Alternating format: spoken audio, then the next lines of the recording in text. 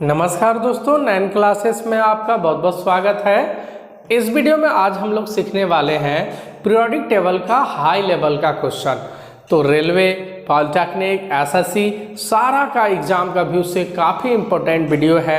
आज हम लोग सीखेंगे कि आप मॉडर्न पीरियोडिक टेबल में लेफ्ट से राइट, बाएं से दाएं की ओर जाओगे तो क्या क्या होगा, दाएं से बाएं जाओगे तो क्या होगा, ऊपर से नीचे जाएंगे तो क्या फर्क पड़ेगा। तो इस तरह का सवाल बहुत सारा एग्जाम में आता है। तो चलिए हम लोग वीडियो को स्टार्ट करते हैं। तो सबसे पहला चीज़ सीखेंगे हम लोग, ये तो है मॉडर्न पीरियोडिक टेबल है, आधुनिक आवर्त सारणी। तो हम लोग देखो, तो ये बाबू ये राइट हैंड है मेरा और ये लेफ्ट हैंड है।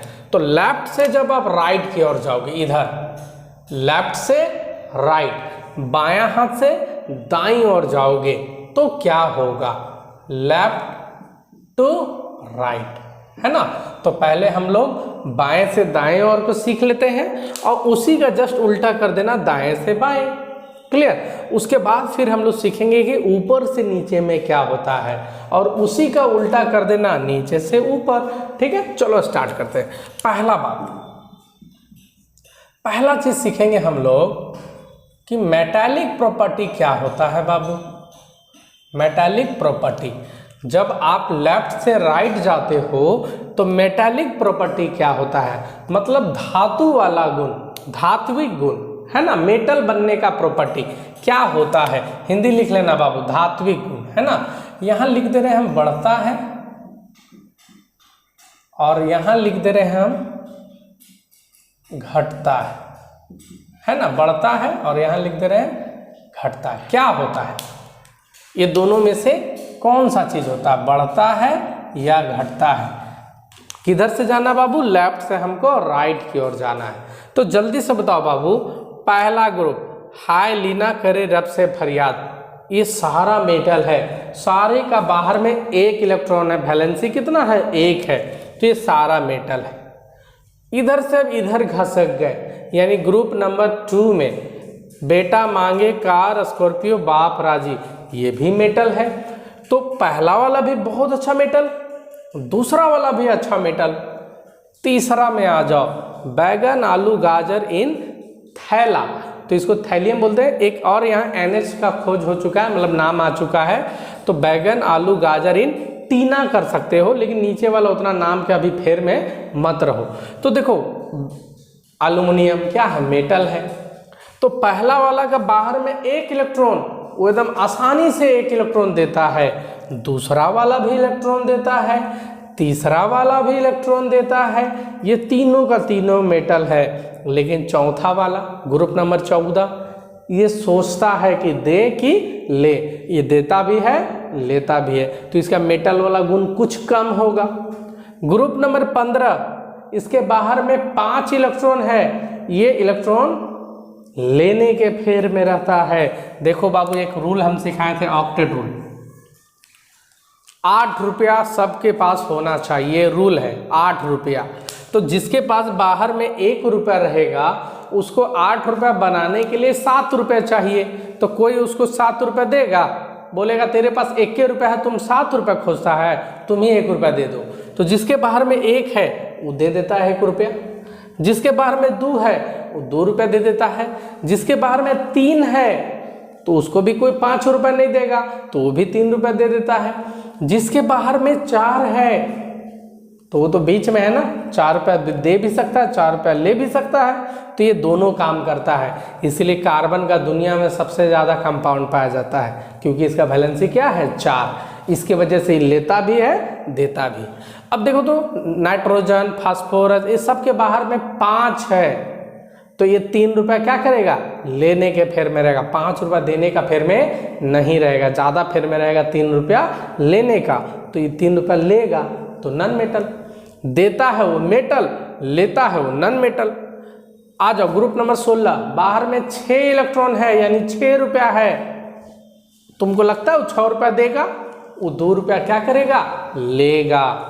ग्रुप नंबर 17, बाहर में 7 इलेक्ट्रॉन है, जल्दी बताओ क्या वो 7 रुपया दे देगा कि 1 रुपया लेगा, वो 1 रुपया लेगा। अगर इससे कोई मांगेगा ना 7 रुपया तो झपियाने लगेगा। इसका मतलब पहला वाला पूरा खुशी खुशी एक इलेक्ट्रॉन दे रहा, बहुत अच्छा मेटल।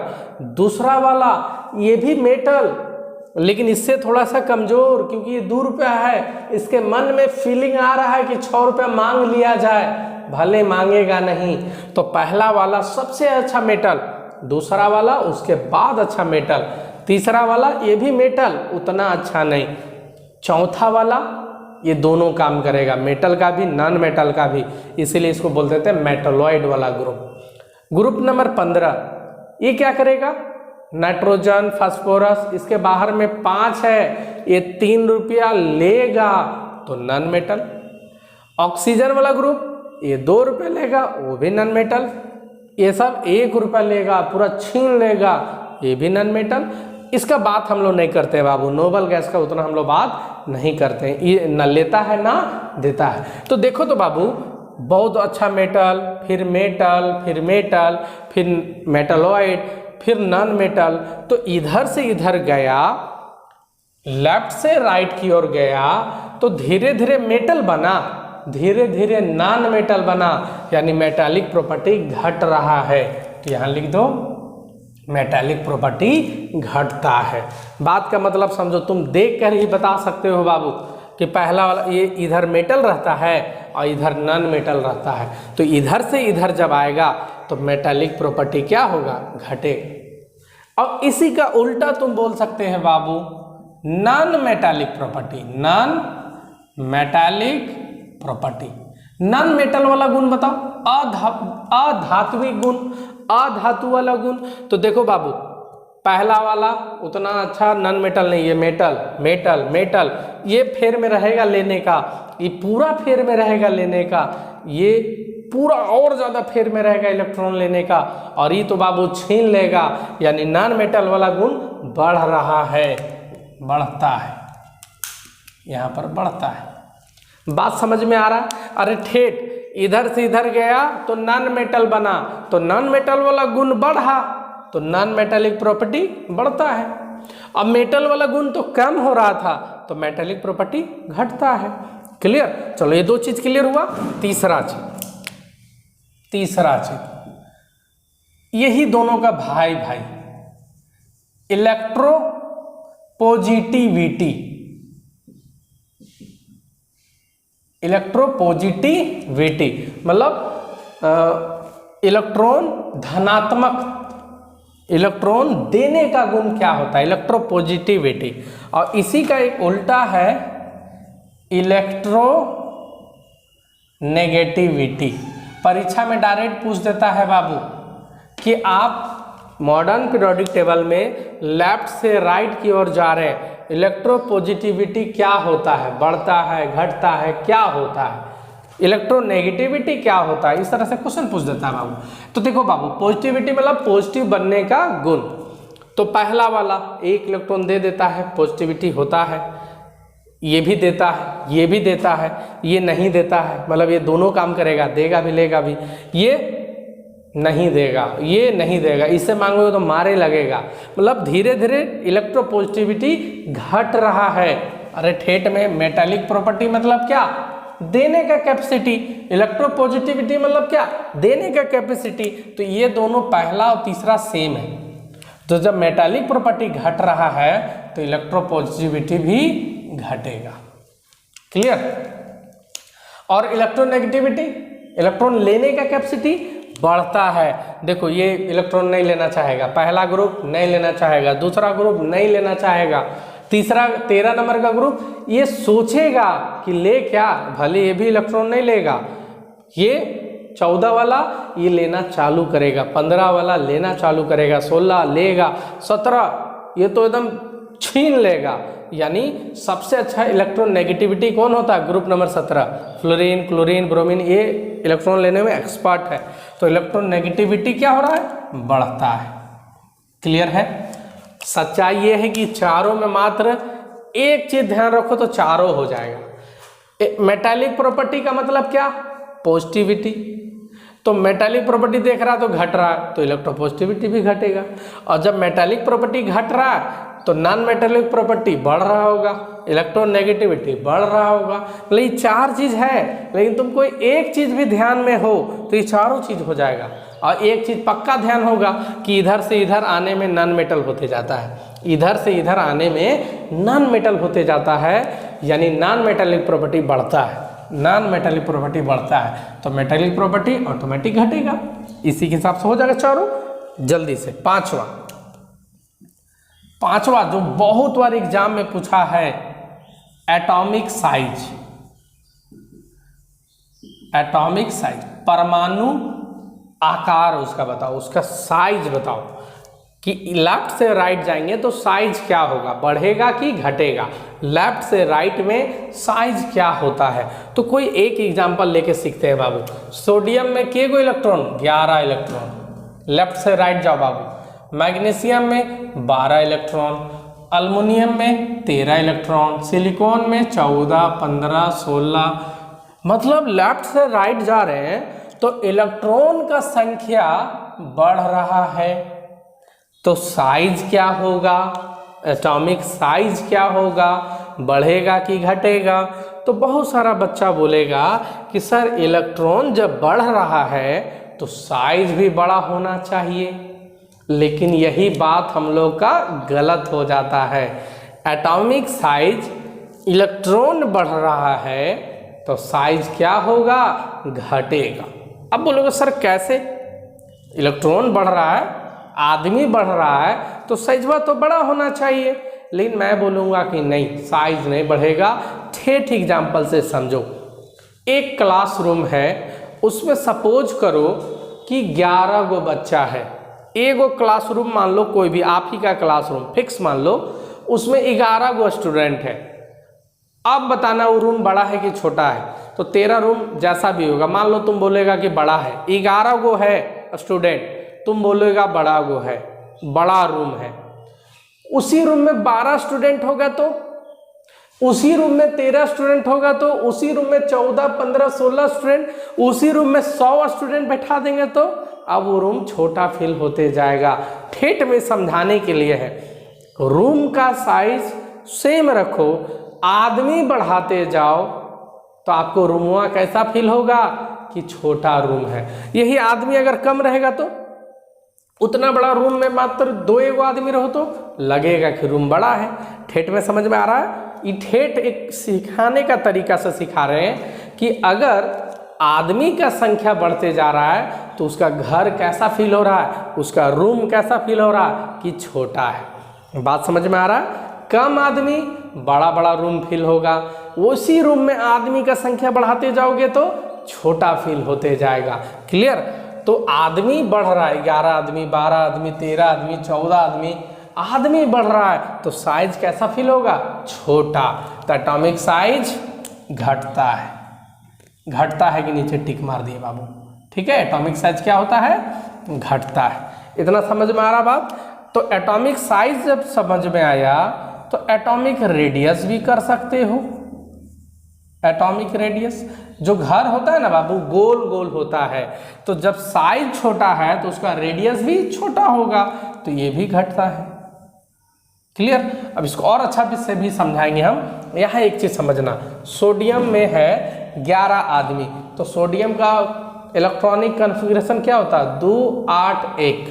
तो सोडियम में 3 गो घर है, 2, 8, 1, 3। मैग्नीशियम में भी 3 घर है लेकिन 12 आदमी है, 2, 8, 10, 2, 12। इससे हल्का सा छोटा होगा। अल्मुनियम 2, 8, 10, 3, 13, थोड़ा और छोटा होगा। इससे ये छोटा होगा, इससे ये छोटा होगा। फिर सिलिकॉन और छोटा होगा, ठीक है, ये हो गया सिलिकॉन, 14 आदमी। फास्फोरस करेगा तो और छोटा होगा। क्लियर? जैसे जैसे इधर जाते जाएगा रूम का साइज छोटा होते जाएगी, तो बड़ा बनिए। क्लियर है? तो जब आप लेफ्ट से राइट जाते हो तो साइज छोटा होता है, तो रेडियस भी, ये रेडियस भी छोटा होगा। क्लियर। जब साइज में छोटा हो रहा है तो रेडियस भी छोटा होगा। क्लियर है, यहाँ तक कोई दिक्कत? एटॉमिक साइज क्लियर, समझ में आया? आदमी बढ़ेगा तो साइज छोटा होगा, रेडियस भी छोटा होगा, यहाँ तक कोई दिक्कत नहीं। 6 तक हो जाएगा बाबू। उसके बाद 2 चीज़ बाबू बहुत ही मेन है जो हर साल पूछता है, एटॉमिक साइज, एटॉमिक रेडियस, ध्यान रखना है ना। ऊपर से नीचे भी सीखेंगे, टेंशन नहीं लेना। अच्छा एक बात बताओ, लेफ्ट से राइट बोल रहा है, लेकिन यही राइट से लेफ्ट बोलता तो इसी चीज़ को उल्टा कर देना। बोलेगा कोई मॉडर्न पीरियोडिक टेबल में हम लोग राइट से लेफ्ट की ओर जा रहे हैं, एटॉमिक साइज बताइए, तो इधर से इधर जाने में एटॉमिक साइज छोटा होता था और इधर से इधर जाएंगे तो एटॉमिक साइज बढ़ेगा। मतलब लेफ्ट से राइट जो तुम पढ़े हो उसी का जस्ट उल्टा कर देना। फिर से बताना, लेफ्ट से राइट जाने पर एटॉमिक रेडियस क्या होता है? तो भाई आदमी का संख्या बढ़ रहा है तो साइज क्या होगा? छोटा होगा, तो एटॉमिक रेडियस घटेगा। लेकिन यही अगर उल्टा पूछ दिए तो कि आप राइट से लेफ्ट की ओर जा रहे हो, राइट से लेफ्ट की ओर जा रहे हो, दाएं से बाएं की ओर जा रहे हो, एटॉमिक रेडियस बताओ, तो तुरंत देखना कि 16 से 15 गया, 15 से 14, 13, 12, मतलब घट रहा है, आदमी का संख्या घट रहा है तो साइज भी बड़ा होगा और रेडियस भी बड़ा होगा। कोई दिक्कत है इतना तक? अभी और आगे समझेंगे बहुत बढ़िया चीज़। एटॉमिक रेडियस तो हो गया बाबू 6 चीज़, इसको आप स्क्रीनशॉट ले लो। 2 चीज़ और बढ़िया बढ़िया चीज़ सीखते हैं, चलो इसको मिटाते हैं। 2 बहुत इंपॉर्टेंट टॉपिक,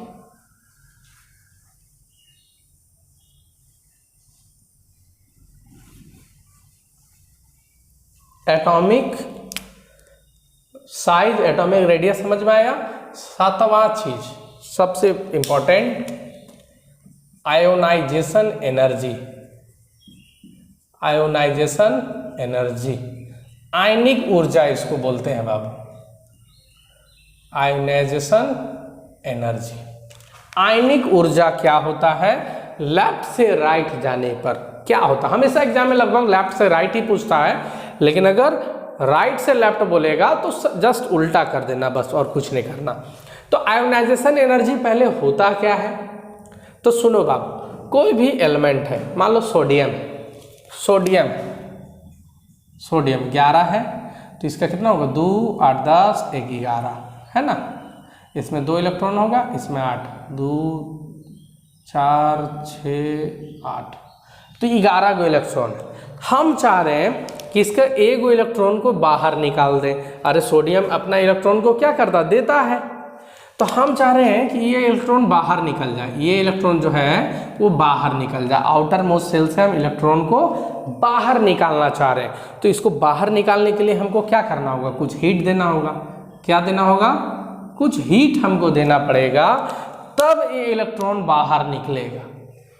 क्लियर है? ठेठ में समझो, आयोनाइजेशन एनर्जी वैसा एनर्जी है जो हम लोग कोई भी एलिमेंट को देते हैं इलेक्ट्रॉन को निकालने के लिए। ठेठ में समझो, इलेक्ट्रॉन को निकालने के लिए जो हमको एनर्जी देना पड़ता है उसी चीज़ को आप बोलते हो आयोनाइजेशन एनर्जी। ठेठ में समझ में आ रहा? मान लो मैग्नीशियम, तो इसमें 12 गो इलेक्ट्रॉन है, तो हम चाहेंगे कि इसका 2 इलेक्ट्रॉन क्या हो जाए? निकल जाए। तो 2 इलेक्ट्रॉन निकालने के लिए हमको हीट देना पड़ेगा, जितना एनर्जी हमको देना पड़ेगा उसी को बोलते हैं आयोनाइजेशन एनर्जी। इतना समझ में आया? अब बोलोगे सर तो ये आयोनाइजेशन एनर्जी क्या होगा? लेफ्ट से राइट जाने पे बढ़ेगा कि घटेगा? तो ठेठ में सुनना बाबू, एक स्केच पेन ये दिखा रहे हैं हम, इतना छोटा साइज में, हाँ, इसको तोड़ो तुम, और एक कोई इतना बड़ा साइज का स्केच पेन है या लकड़ी है, इतना बड़ा साइज, इसको तोड़ो। इसमें इतना बड़ा में तोड़ने में ज़्यादा ताकत आपको लगाना पड़ेगा कि छोटका में? आपको बड़ा में कम ताकत लगाना पड़ेगा, छोटका में ज़्यादा ताकत लगाना पड़ेगा। ठेठ में और सुनो, इसको एक टुकड़ा तोड़ दो, अभी छोटा बन जाएगा, इतना छोटा बन जाएगा। अब इसको तोड़ो, अब ताकत आपको और ज़्यादा लगाना पड़ेगा। अब मान लो ये टूट के इतना छोटा हो गया, अब इसको तोड़ो, अब आपको और ताकत लगाना पड़ेगा। मतलब साइज जितना छोटा होते जाएगा आपको ताकत उतना ज़्यादा लगाना पड़ेगा। बात समझ में आ रहा? साइज जैसे ही छोटा होते जाएगा, ताकत आपको वैसे ही बढ़ाना पड़ेगा। बात समझ में आ रहा है? तो आपको एनर्जी ज़्यादा देना पड़ेगा। साइज छोटा होगा तो, साइज बड़ा रहेगा तो आपको एनर्जी कम देना पड़ेगा। ये हुआ एक एग्जाम्पल। दूसरा एग्जाम्पल ये भी है कि अगर उसका साइज है इतना बड़ा और किसी का साइज है इतना बड़ा, ठीक है, तो न्यूक्लियस ही ना फोर्स लगाता है इलेक्ट्रॉन को पे, न्यूक्लियस इलेक्ट्रॉन पे फोर्स लगाता है। हम चाहते हैं इसको निकाल लें, तो इतना दूरी है और इसमें कम दूरी है, तो हमको भाई फोर्स नज़दीक में है तो फोर्स क्या लगाएगा? ज़्यादा। अब इसको हमको निकालना है, थोड़ा ताकत ज़्यादा लगाना पड़ेगा। ये देखो तो कितना दूरी पर है, हमको फोर्स थोड़ा सा कम लगाना पड़ेगा, एनर्जी हमको कम लगाना पड़ेगा। तो ठेठ में साइज बड़ा, एनर्जी आपको कम लगाना पड़ेगा। साइज जितना छोटा होते जाएगा एनर्जी उतना ज़्यादा आपको लगाना पड़ेगा। क्लियर है? तो ये बात से क्लियर हो गया। तो जल्दी बताओ, आयोनाइजेशन एनर्जी एक तरह से बिल्कुल साइज पे डिपेंड किया, तो तुम जल्दी से बताओ, लेफ्ट से राइट जाते हो तो साइज क्या होता है? 11, 12, 13, 14 आदमी बढ़ रहा है, साइज छोटा होते जाएगा। और साइज जैसे छोटा होगा तो एनर्जी आपको ज़्यादा लगाना पड़ेगा। तो आयोनाइजेशन एनर्जी क्या होता है? घटता है कि बढ़ता है? बढ़ता है। जब आप लेफ्ट से राइट जाओगे तो आयोनाइजेशन एनर्जी बढ़ता है, आपको ज़्यादा लगाना पड़ेगा। और यही उल्टा, राइट से लेफ्ट जाएंगे तो आयोनाइजेशन एनर्जी घटता है। बात समझ में आ रहा है? एकदम अच्छा से एक बार प्रैक्टिस कर लेना। एक बार लेफ्ट से राइट वाला अच्छा से कर लेना, राइट से लेफ्ट वाला उल्टा हो जाएगा। क्लियर? तो आयोनाइजेशन एनर्जी उम्मीद है आपको समझ में आया होगा। उसके बाद आठवां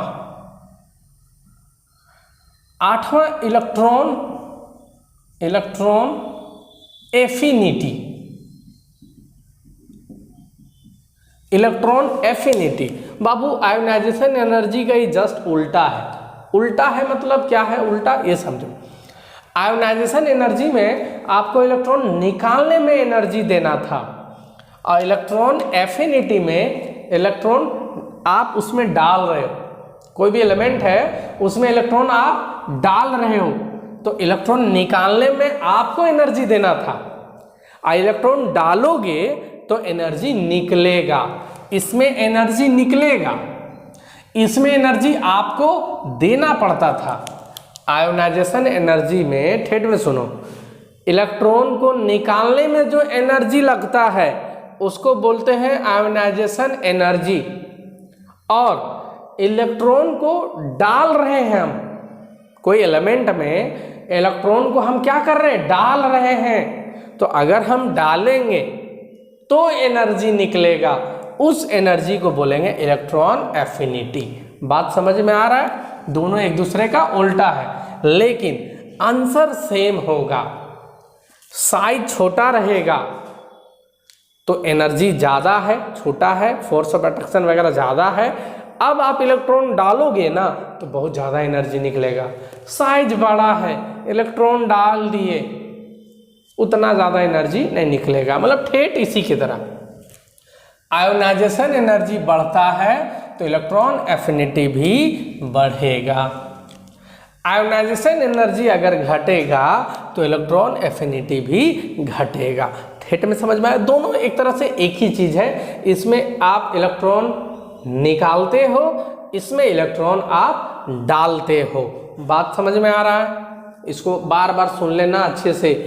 आयोनाइजेशन एनर्जी में इलेक्ट्रॉन आप निकालते हो, हीट आप देते हो, एनर्जी आप देते हो, और इलेक्ट्रॉन एफिनिटी में इलेक्ट्रॉन आप डालते हो, जिसके कारण एनर्जी निकलता है। बात समझ में आ रहा है? तो इलेक्ट्रॉन एफिनिटी। कभी कभी एक ये भी लिख देता है बाबू, electron gain enthalpy. Electron gain enthalpy, तो इलेक्ट्रॉन एफिनिटी बोले या इलेक्ट्रॉन गेन इंथैल्पी बोले, लगभग बात एक ही है, लेकिन हल्का सा डिफरेंस है, हल्का सा डिफरेंस है। इलेक्ट्रॉन गेन इंथैल्पी का मतलब कितना एनर्जी निकल रहा है, तो अगर एनर्जी निकलेगा तो वो एक्सोथर्मिक होगा, तो इसमें इसको हम लोग माइनस में लेते हैं। मतलब इलेक्ट्रॉन एफिनिटी किसी का अगर मान लो दिया है 10 इलेक्ट्रॉन वोल्ट, मतलब इलेक्ट्रॉन हम डाले किसी में और एनर्जी निकला 10 इलेक्ट्रॉन वोल्ट, ठीक है, कितना निकला 10 इलेक्ट्रॉन वोल्ट, उतना एनर्जी निकला। तो इसका अगर आपको इलेक्ट्रॉन गेन एंथैल्पी निकालना है, यानी डेल्टा एच का मतलब enthalpy, electron gain enthalpy, easy का मतलब इलेक्ट्रॉन गेन एंथैल्पी, तो ये हो जाएगा -10 इलेक्ट्रॉन वोल्ट। मतलब इलेक्ट्रॉन तो एनर्जी तो निकला है और निकलना मतलब एक्सोथर्मिक को लिखते हैं माइनस में, यही अगर इंडोथर्मिक रहता तो प्लस में लिखते हैं। तो इतना मतलब ये दोनों लगभग सेम ही है, तो अगर ये भी दे तो ज़्यादा आपको डरना नहीं। क्लियर? ऐसे एफिनिटी ही ज़्यादा देता है, इलेक्ट्रॉन गेन, इलेक्ट्रॉन एफिनिटी। तो इलेक्ट्रॉन एफिनिटी, आयनाइजेशन एनर्जी, दोनों समझ में आया। तो टोटल आप 8 चीज़ समझ चुके हो। अब हम सिखा रहे हैं आपको ऊपर से नीचे वाला और नीचे से ऊपर वाला। जल्दी से समझो बाबू, जल्दी से समझना। पहला बात तो समझो बाबू, एटॉमिक साइज क्या होगा ऊपर से नीचे में। एटॉमिक साइज ऊपर से नीचे का अब हम लोग पढ़ रहे हैं, ऊपर से नीचे, मतलब पीरियोडिक टेबल में आपको ऊपर से कहाँ जाना है, नीचे। तो एटॉमिक साइज क्या होगा, तो जल्दी से देखो बाबू, आप ऐसे बोलोगे सर लिथियम में 3 इलेक्ट्रॉन, सोडियम में 11, पोटेशियम में 19, धीरे धीरे बढ़ रहा है, 4, 12, 20, धीरे धीरे बढ़ रहा है। तो जल्दी बताओ, ऊपर से नीचे जाने में इलेक्ट्रॉन बढ़ रहा है तो साइज क्या होगा। तो आप लोग बोलोगे कि सर आदमी बढ़ रहा है तो साइज घटेगा, लेकिन यहाँ आपका विकेट गिर जाएगा। तो आप बोलोगे सर आप तो बोले थे कि आदमी बढ़ने से रूम का साइज घटता है, तो फिर गलत कैसे हो जाएगा सर। तो यहाँ ठेठ में सुनो, लिथियम 3 इलेक्ट्रॉन है, 2 और 1 3। सोडियम 11 इलेक्ट्रॉन है, 2 8 1, 2 8 1। पोटेशियम 19 इलेक्ट्रॉन है, 2 8 8 1, यानी कितना घर, 4 घर। एक बात बताओ यार, जब रूम में बढ़ जा रहा है तो आदमी बढ़े या घटे, साइज तो बड़ा होगा ही। अगर आप लेफ्ट से राइट जा रहे थे, सोडियम में भी 3 घर, मैग्नीशियम में भी 3 घर, अल्युमिनियम में भी 3 घर, सिलिकॉन में भी 3 घर, पोटेशियम में भी 3 घर। घर नहीं, रूम नहीं बढ़ रहा था, आदमी बढ़ रहा था। लेकिन ऊपर से नीचे आ रहे हैं तो आदमी भले बढ़ रहा है लेकिन रूमो बढ़ जा रहा है। जैसे जैसे ऊपर से नीचे आ रहे हैं, नो डाउट आदमी बढ़ रहा है, लेकिन कमरा भी तो बढ़ते जा रहा है। इसमें 2 कमरा, इसमें 3 कमरा, इसमें 4 कमरा। पोटेशियम के बाद रेडियम में जाएंगे तो 5 कमरा, सीजियम में जाएंगे तो 6 कमरा। तो साइज तो बड़ा होगा ही होगा। क्लियर है? समझ में आ गया होगा उम्मीद करते हैं। तो खाली आदमी का साइज, आदमी का संख्या बढ़ने से डिपेंड नहीं कर रहा, रूम में बढ़ जा रहा तो साइज तो बड़ा होगा ही। तो एटॉमिक साइज जल्दी बताओ, ऊपर से नीचे जाने में, ऊपर से नीचे जाने में एटॉमिक साइज बढ़ता है। तो एटॉमिक साइज बढ़ता है तो एटॉमिक रेडियस क्या होगा बाबू, ये भी बढ़ेगा, ये भी बढ़ेगा। क्या डाउट है इसमें बताइए। मान लो बेरिलियम जब साइजवे बड़ा हो जा रहा है तो रेडियस नहीं बड़ा होगा, बिल्कुल होगा। अब इसमें जाएंगे तो 4 गो घर और रेडियस बढ़ा, इसमें जाएंगे तो 7 गो घर और रेडियस बढ़ा। तो ऊपर से नीचे जाओगे तो साइज भी बड़ा हो रहा है तो रेडियस भी बड़ा हो रहा है। यहाँ तो कोई दिक्कत। बात करते हैं हम लोग आयोनाइजेशन एनर्जी का,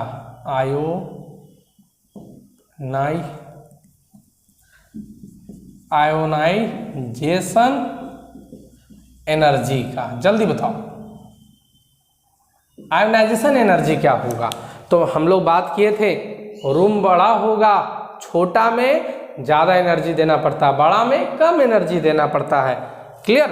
आयोनाइजेशन एनर्जी, इलेक्ट्रॉन को निकालने में जो आप एनर्जी देते हो, तो ऊपर से नीचे जा रहे हैं, ये छोटा है, इसमें एनर्जी ज़्यादा देना पड़ेगा, इसमें कम, इसमें कम, इसमें बहुत कम, तो ऊपर से नीचे में घट रहा है, आयोनाइजेशन एनर्जी घटता है।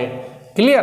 क्यों घटता है? साइज में बड़ा हो जा रहा है, आसानी से इसका इलेक्ट्रॉन निकाल सकते हैं। क्लियर? तो आयोनाइजेशन एनर्जी समझ में आ गया, ऊपर से नीचे जाने में घट रहा है। तो इलेक्ट्रॉन एफिनिटी क्या होगा बाबू? इलेक्ट्रॉन एफिनिटी क्या होगा?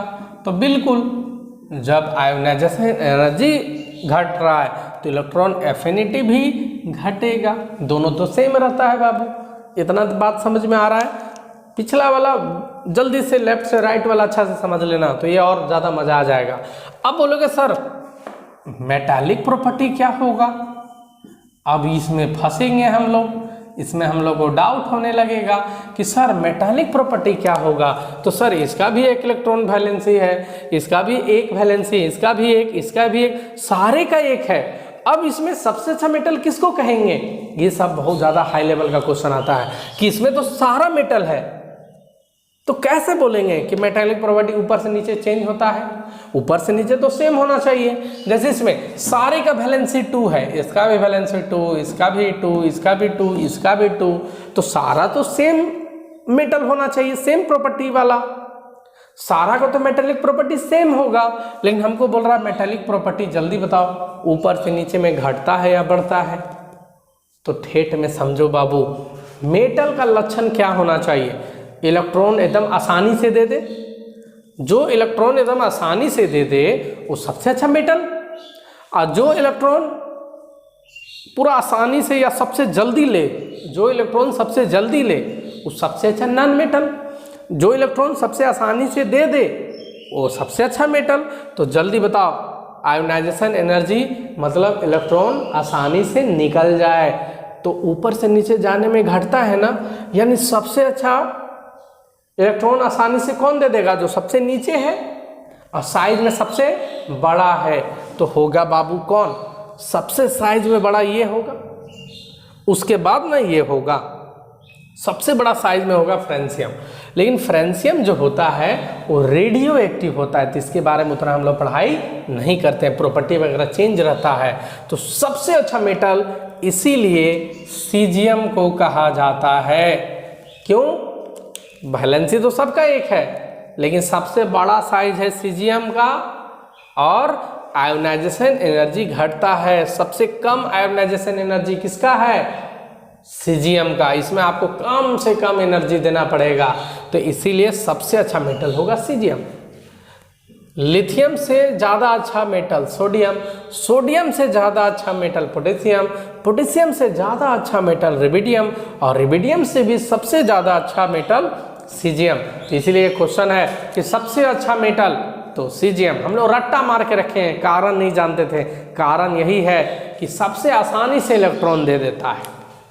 उसके बाद एक चीज़ और यहाँ देख लो, कार्बन नॉन मेटल है, सिलिकॉन जर्मेनियम एक तरह से सेमीकंडक्टर है, लेकिन एसएन यानी टीन, पीबी यानी लीड, ये दोनों मेटल है। एक सवाल भी आता है, कौन ऐसा ग्रुप है जिसमें मेटल, नॉन मेटल, सेमीकंडक्टर सब पाया जाता है? तो ग्रुप नंबर 14। तो जल्दी बताओ, एसएन, टीन और लीड ये दोनों मेटल कैसे हो गया?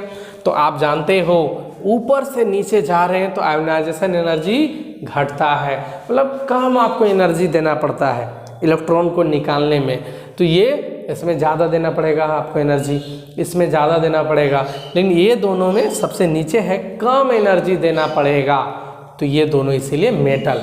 तो ऊपर से नीचे जाओगे ना तो मेटालिक प्रॉपर्टी बढ़ता है, मेटालिक प्रॉपर्टी बढ़ता है ऊपर से नीचे। क्लियर? तो ऊपर से नीचे में क्योंकि आयोनाइजेशन एनर्जी कम लगता है इसीलिए मेटालिक प्रॉपर्टी बढ़ता है, और नॉन मेटालिक प्रॉपर्टी क्या होगा? घटता है। नॉन मेटालिक प्रॉपर्टी क्या होगा? घटता है।